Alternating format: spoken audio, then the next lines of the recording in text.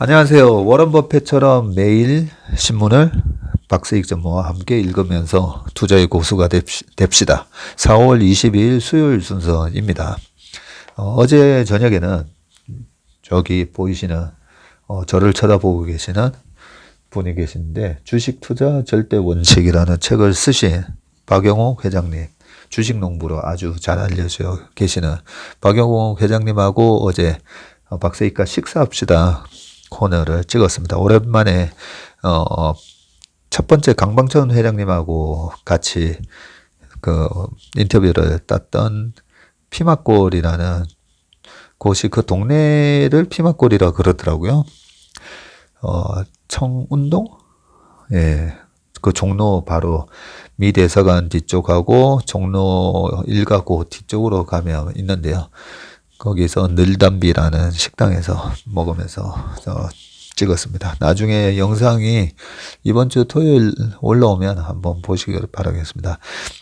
실제 주식 바닥에 진짜 찐 고수분들이 몇 분 계시거든요. 그 박영호 회장님하고 DS 자산을 만드신 그 장덕수 회장님이라고 그 회장님 그 두 분이 우리나라의 정말 워런 버핏 같은 분들이세요. 그 두 분의 자산이 지금 한 2천억이 다 넘고요. 장 회장님 같은 경우에는 뭐 1조, 2조 뭐 이런 얘기도 하는데 진짜 주식 바닥의 찐 고수분들이고 그 두 분은 제가 어제도 그 방영욱 회장님한테 말씀드렸지만 검도 제가 옛날에 검도부 주장까지 했었는데요. 그 검도 구단 같아요. 그냥 예. 구단은 거의 뭐 신의 경지잖아요. 예, 구단 같고 주식이 너무 쉽고 너무 재밌고 어제도 보통 그런 분들 만나잖아요. 뭐 그냥 말문이 막 터여서 주식 얘기하는 거 엄청 좋아하십니다. 어제 하시는 말씀이 뭐 삼성전자, 아모레퍼시픽 그리고 대형주를 최근에 한국 타이어 뭐 이런 거를 뭐 삼성전자만 어제 20만 주를 샀다고 하고 뭐 그러시더라고요. 어젠가 그저께인가. 예, 그런 얘기들 하실 정도로 상당히 지금 이 가격대에 있는 주식들은 너무나 매력적이다. 뭐 그런 얘기를 하셨으니까 나중에 한번 참고를 하시고요. 신문을 좀 빠르게 한번 읽어보겠습니다. 매일경제에서 지금 뜨거운 감자, 물적 분할, 최근 5년간 확 늘어. 어제 그 박 회장님도 똑같은 얘기를 좀 하셨어요. 우리나라 그 기업들의 가버넌스 이 부분이 좀 해결이 돼야 된다. 뭐 이런 것 때문에 그 무슨 가버넌스 포럼에 김규식 회장님하고도 나가서 얘기를 하시고 저도 그 얘기를 많이 하잖아요. 네, 지금 기업들이 좀 잘 모르는 것 같아서 제가 틈날 때마다 이제 자꾸 말씀을 드리려고 합니다. 물적 분할을 해서 자회사를 상장을 안 시키면 모르겠는데 그 자회사를 상장을 시켜버리면 그 어떤 일이 발생하냐면 우리나라는 OECD 국가들은 그 주주들한테 번 돈을 환원을 하는 게 거의 50%가 넘어요. 웬만한 나라들은 다 50에서 70% 정도 되는데 애플만 하더라도 거의 번 돈의 대부분을 배당도 조금 하지만 자사주 매입을 하고 그러면서 주주 가치를 높이는 그런 식으로 하는데 우리나라 기업들의 평균 주주 환원율이 한 25%거든요. 그러면 25%면 그 LG화학이 이익을 만약에 한 5조 냈다. 그러면 4조라고 하면 더 편하겠네요. 4조를 벌어가지고 25%를 주주를 한테 돌려주는 거예요. 1조 돌려주는 거잖아요. 1조. 그러면 4조를 벌어서 2조를 벌어주는 기업의 PER과 4조를 벌었는데 실제로 주주한테는 1조밖에 안 줘요. 그러면 PER이 그 50%를 돌려주는 기업의 PER이 10배면 25%밖에 안 돌려주는 기업의 PER은 당연히 한 5배밖에 안 되겠죠. 왜냐하면 내가 그 기업의 주주가 됐는데 그 기업이 정말 잘 벌어요. 잘 버는데 주주한테 안 주고 그냥 뭐 그 대주주들하고 뭐 이런 식으로 그 내부적으로 고액 연봉 받으면서 써버린다고 생각하면 주주 환원율이 낮으면 낮을수록 PR은 받을 수가 없습니다. 그런데 거기다가 그 성장사업부를 물적 분할해 가지고 자회사로 상장을 해버리잖아요. 그러면 LG화학 밑에 LG에너지솔루션이 생겼잖아요. 근데 LG에너지솔루션도 같은 LG그룹이다 보니까 주주 환원율이 역시나 저기도 별로 주주들한테 안 돌려줄 거야. 25%밖에 안 줄 거야. 그러면 LG에너지솔루션이 설사 또 4조를 벌었다고 치자고요. 4조를 벌은 거에서 겨우 1조만 LG화학한테 가는 거예요. LG화학이 82% 들고 했잖아요. 그리고 나머지 그 기타 주주들이 있는데, 결국 LG화학이 분할한 LG에너지솔루션이 뭐 10조를 벌었다 치자고요. 그런 것 때문에 지금 100조 가치를 하는 거니까, 앞으로 한 2, 3년 뒤면 한 10조 벌 거야. 뭐 그런데, 그러면 뭐해? 주주한테 돌려주는 게 25%니까 2조 5천억만 LG화학으로 들어가게 되고, 그 25%니까 2조 5천억 곱하기 LG화학의 지분율 80% 해가지고, 그러면 한 2조 되죠.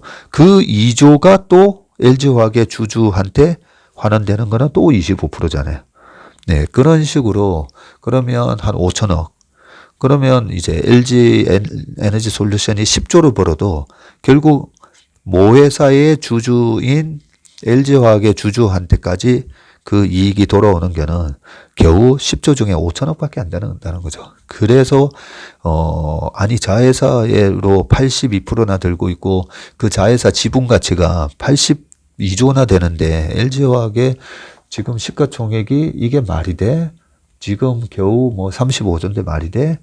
그리고 뭐 삼성물산도 마찬가지죠. 삼성전자부터 해가지고 들고 있는 그 지분 가치가 60조, 70조인데 삼성물산은 겨우 지금 시총이 20조. 이게 말이 돼? 라는 게 주주 환원율이 낮아서 그런 거다는 거고요. 그걸 이해를, 우리 업계에 계신 분들도 이해를 잘 못하고 있어서 이런 부분을 조금 길게 설명을 드렸습니다.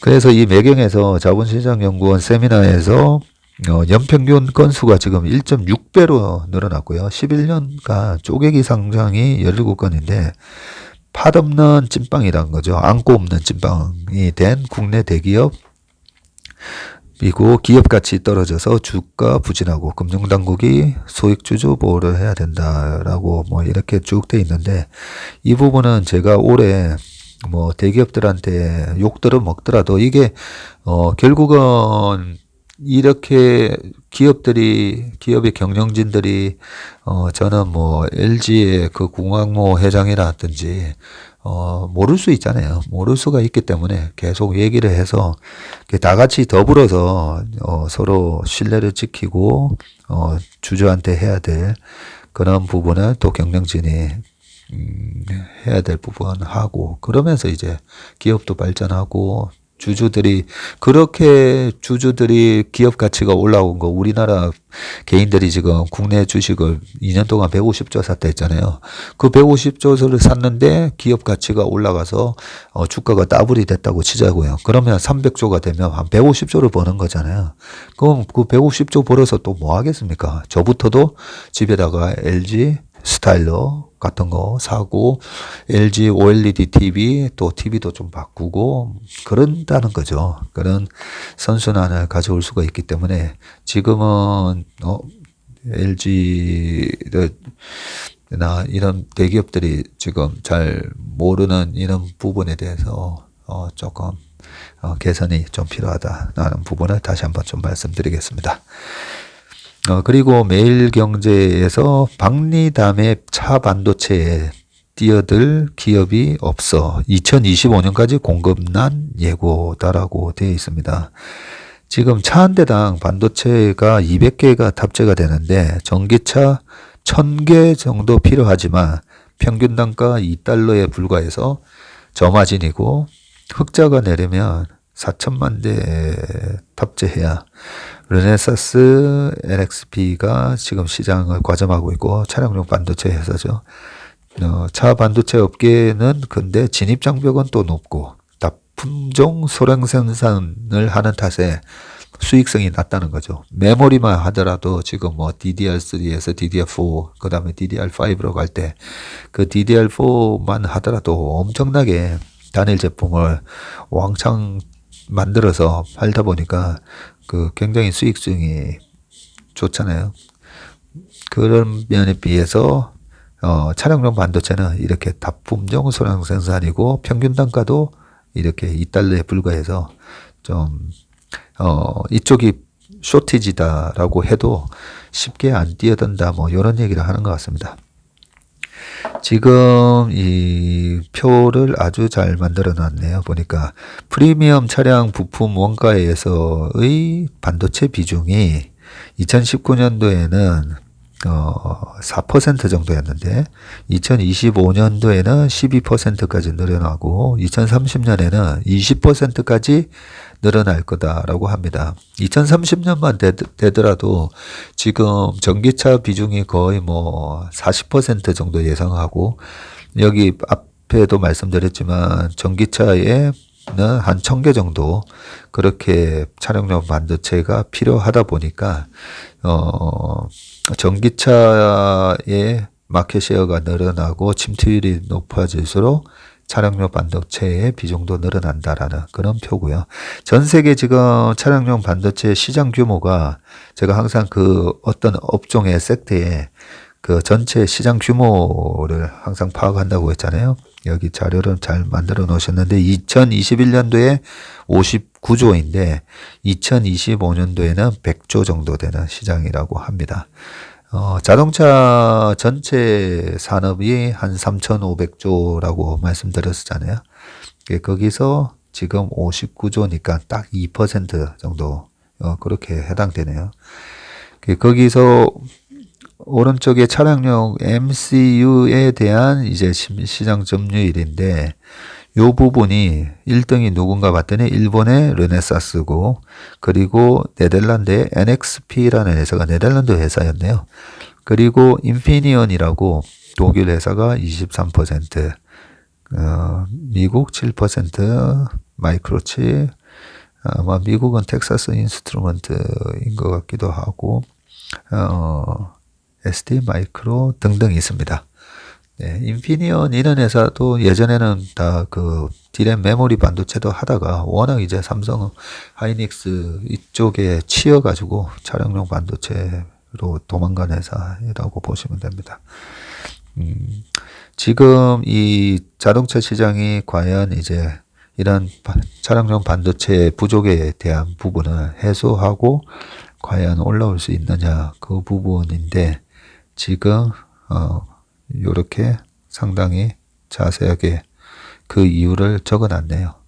박리담회로 해서 마진이 박하기 때문에 그렇게 쇼티지 때문에 뛰어들지는 않는다. 예, 그리고 최근에 이 코로나랑 공급망 차질 전망하더라도 차량용 반도체가 뭐 그렇게 없어서 뭐 폭등하는 그런 상황은 아니었잖아요. 그러다 보니까 지금 우크라이나 전쟁, 뭐 중국 봉쇄 등 여러 가지 이런 이슈 때문에 쇼티지인데 잘못 뛰어들었다가는 이 먹을 거 없는 박리담의 시장에 들어갔다가 또 죽을 수가 있다 보니까 다 주저주저하는 그런 모습인 것 같습니다. 네, 그리고 또 매경 기사인데요. 배 만들어서 팔아도 속빈 강정이 되나 조선사 소판값 비상이라고 되어 있습니다. 네. 지난번 최근에는 이제 그래도 우리나라 조선주 주가가 많이 올랐습니다. 현대중공업 같은 경우에도 어제 상당히 강하게 올라서 지금 현대중공업이요. 지난 12월 말에 89,700원 저가 기준으로 68.9% 올랐습니다. 네. 그것도 지금 이 시간에 마이너스 한 1% 떨어져서 그런 거고요. 오늘 장중 고점이 16만 1,500원까지 갔었네요. 이렇게 시장이 지지부진한 가운데서도 조선주가 뒤늦게 그래도 강하게 올랐고요. 작년 하반기에 3% 진행하면서 왜 쇼크가 나왔는지 작년 3분기, 4분기가 왜 쇼크가 나왔는지에 대한 부분도 얘기가 있었었죠. 그 전에 저가로 수주했었는데 원자재 가격이 올라가면서 저가 수주로 원자재 가격 부담으로 수익이 안 나면서 어닝 쇼크가 나왔는데 2022년 3년으로 가면 갈수록 오히려 이렇게 높아진 후판 가격을 반영한 그런 고가로 이제는 정상가죠. 정상가로 이제 배를 수주할 수가 있기 때문에 수익성이 개선될 거다. 뭐 이런 부분이었는데 실제로 주가가 그렇게 반영을 쭉 하고 있네요. 네, 조선의 국모 그때 엄경화 연구원이 했던 얘기였습니다. 원자재 가격 압박에 철강제 가격 인사, 조선, 차 등 원가 부담 도미노, 후판값 놓고 조선, 철강 줄다리기, 원자재 가격 급등 따른 업종별 애로사항 해가지고 표를 정리를 잘 해놨네요. 석유화학은 고유가 상황 장기화에 원유 벙커 CU 무관세 적용이 절실하고 조선 같은 경우에는 후판 가격 인상 따른 영업 손실이 4조 4천억에 달한다고 합니다. 자동차 부품은 자동차 경량화 소재 마그네슘 가격이 급등해서 고민이 커지고 있고, 반도체는 네온 등 공정용 희귀가스 수입이 러시아, 우크라이나 의존도가 높아서 또 고민이고, 기계는 중국 멍세 지역 진출 기업 부품 수급 난항이다라고 되어 있습니다. 여기서 제가 한 말씀 드려야 될 부분은 시장이 이제 턴어라운드 하는 시점이고, 이제는 주식을 사야 될 타이밍이다라고 좀 판단이 되면 패닉 셀링을 지나서 투매가 나오고 난 다음에, 그럴 때 제가 이제 미디어를 잘 안 본다 했잖아요. 뉴스를. 왜냐면 약간 뉴스가 약간 뒷북이고 거기다가 자극적으로 좀 써야 되는, 그래야 이제 좀 많이 보게 되니까, 그런 속성 때문에 정말 바닥에서 주가가 턴어라운드 할 때도 계속 뉴스는 그 주가를 짓눌렀던 그 이유에 대해서 자극적으로 계속 쓸 수밖에 없습니다. 네, 그렇기 때문에 우리가 이 뉴스가 새로운 뉴스인지 아니면 지금 한 달, 두 달 동안 계속 이 시장을 짓눌러 왔던 그런 컨선, 우려에 대한 뉴스에 대한 계속 팔로우업 기사인지 그걸 알 필요가 있는데, 지금 이제 원자재 가격 급등 따른 업종별 애로사항은 그동안 최근 거의 두 달 동안에 이런 부분이 주식시장에 많이 반영이 돼 있다. 그렇게 좀 보시면 될 것 같습니다. 한국경제에서 나온 뉴스이고요. 0.75%포인트 올려야 페드 매파 자이언트 스텝 카드를 꺼냈다. 뭐 이런 뉴스고요. 연준 내부에서 지금 28년 만에 미국 기준금리를 한 번에 75bp씩 올릴 필요가 있다라는 주장을 하고 있습니다. 28년이니까 1996년 정도 되겠네요. 94년. 1994년, 5년 요때부터 페드가 또 금리를 올리기 시작했었죠. 그때 아마 75bp 한번 올린 적이 있었나 봅니다. 예. 살인적인 인플레이션을 잡으려면 빅 스텝을 넘어서 자이언트 스텝으로 금리를 올릴 수밖에 없다는 논리고, 제임스 블러드 세인트 루이스 연방은행 총재가 18일 미 외고협회 행사에서 자꾸 이렇게 강하게 얘기하고 있죠. 그러면서 기준금리를 연말까지 3.5% 올려야 된다라고 굉장히 지금 매파적으로 얘기를 계속 하고 있습니다. 제임스 블러드 총재가 왜 그러겠습니까? 내 말 듣고 조심하고 원자재 시장 가가지고 레버리지 써서 투기적인 매매하지 마. 금리를 이렇게 가파르게 올릴 거니까 원자재가 됐던 물가에 영향을 주는 그런 투기적인 매수를 하지 말라는 그런 경고를 계속 하는 거죠. 여기 나오네요. 페드가 기준금리를 한 번에 75bp를 올린 것은 1994년 11월이 마지막이다라고 되어 있습니다. 요때 금리를 쭉 올리면서 94년 11월 달에 삼성전자 주가가 그때 당시에 아마 한 8만원, 9만원 왔다 갔다 했었고요. 95년 1월 달이었나? 삼성전자 주가가 진짜 15만원까지 또 치고 올라가던 그런 때였었습니다. 그리고 94년, 95년도에는 보통 이제 중국이 경제가 좋을 때가 이번에 2022년 10월 달에 시진핑 이제 3기로 넘어가는 거잖아요. 보통은 이제 2012년, 2002년, 그리고 1992년, 그렇게 짱즈민, 그 다음에 후진타오, 그리고 나서 시진핑 이런 식으로 바뀌었었는데 새로운 지도자가 들어올 때 또 강력한 경기 부양책 같은 걸 쓰기 때문에 보통 3년, 4년. 예, 그래서 1993년 4년 장이 좋았고요. 2003년부터 4년. 그때도 되게 장이 좋았었죠. 예, 그런 식으로 예, 중국 스토리 주식들, 특히나 시클리컬 기업들의 주가는 중국의 지도자가 교체될 때마다 그렇게 강했었다. 그래서 그때 당시에 94년도에 또 이제 차이나 스토리가 있었고 원자재 가격도 또 들썩들썩 하니까 금리를 올리고, 금리를 올리게 되니까 금리를 막 올려버리고 하면 못 사는 나라들이 망가진다 했잖아요. 그러면서 94년, 95년부터 미국 밑에 있는 그 멕시코가 무너지기 시작하고요. 멕시코 다음에 태국, 그리고 우리나라가 96년까지 거의 92년부터 96년까지 경상수지가 계속 적자였거든요. 경상수지가 적자니까 뭐겠습니까?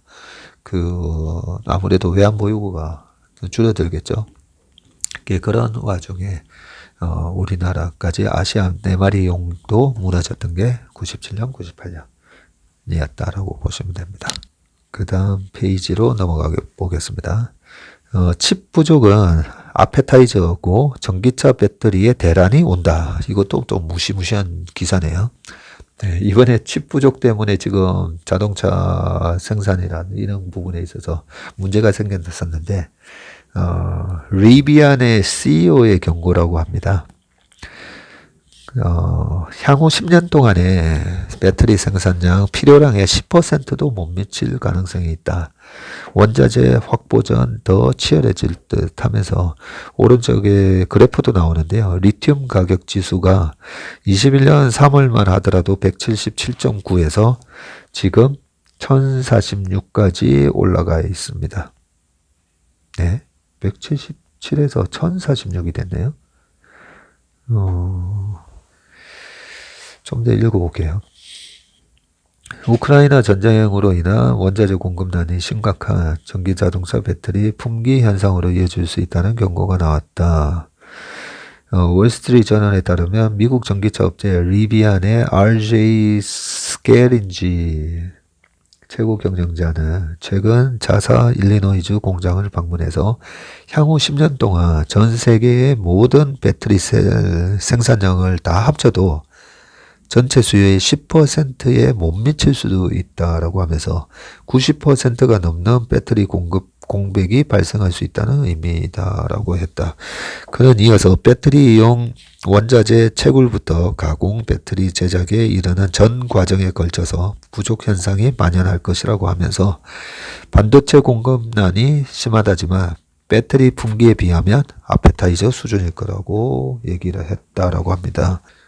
그리고 오늘 아침에 이제 3프로 TV 나가서 금리 상승과 이 페드가 금리를 올리는 구간에 어떻게 이제 시장이 움직였는지 과거 한 30년 동안에 여러 가지 이제 S&P 500하고 국내 주식 시장에 대해서 쭉 이제 설명을 해놨으니까요. 아마 많이 보셨겠지만 못 보신 분들은 참고하시기 바라겠습니다.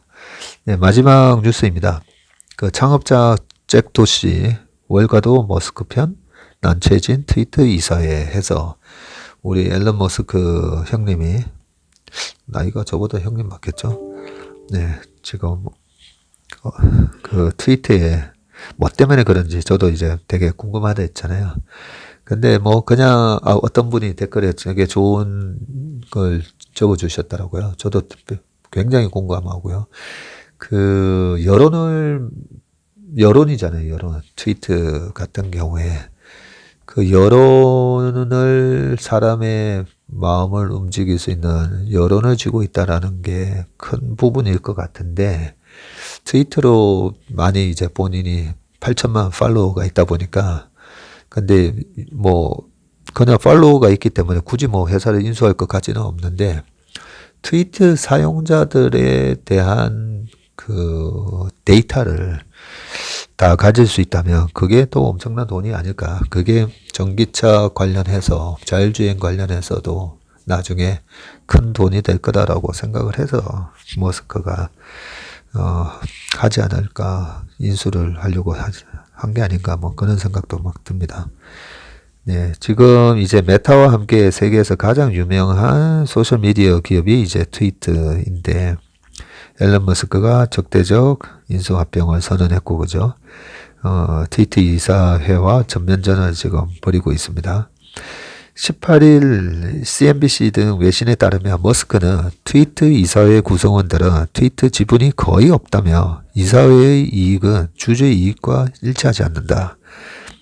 그러면서 트위터를 인수하면 이사회에 급여를 한 푼도 주지 않겠다며 트위터 이사회를 전면 공격했다. 예, 우리나라도 사실 코리아 디스카운트가 해소되려면 이렇게 적대적 M&A가 가능해야 됩니다. 이 적대적 M&A를 당하지 않으려면 대주주들이 더 주식을 많이 사야 되고요. 근데 주식 조금 들고 있으면서 그 적대적 M&A 하면 우리 일단 정부까지 나서서 그건 안 돼, 뭐 이런 분위기였잖아요, 이때까지. 그런데 주가가 제대로 평가받으려면 이렇게 적대적 M&A가 가능해야 되고, 우리나라 기업도 주주 가치를 훼손하는 기업에 대해서, 외국인들 뿐만 아니라 국내 한 10%, 15% 사가지고 이사회를 다 이런 식으로, 이렇게 하면 너네들 그냥 아예 이사회에 돈 한 푼 안 주겠다. 이러고 이사회를 다 바꿔버리겠다. 이런 게 가능을 해야 됩니다. 그런데 여기 그걸 못하게 하는 게 이제 포이즌 필이라는 그런 장치가 있는데 여기 나오네요. 안 그래도. SEC에다가 머스크가 14일 날 제출한 서류를 통해서 트위터의 지분을 430억 달러에 인수하겠다고 제안됐고, 트위터 이사회가 15일 경영권 방어 전략이 포이즌 필을 발동하며 인수 거부 의사를 밝혔다. 포이즌 필은 기존 주주들에게 신주를 시가보다 싸게 발행해서 적대적 M&A를 막는 전략이다. 그러자 머스크는 16일 트위터에다가 럼미 텐더라며 주식 공개 매수를 시사하는 트윗을 올렸다. 텐더 오퍼라고 하는 이 방식은 일반 주주에게서 직접 주식을 매입하는 공개 매수를 뜻한다 하면서 제대로 싸우고 있네요.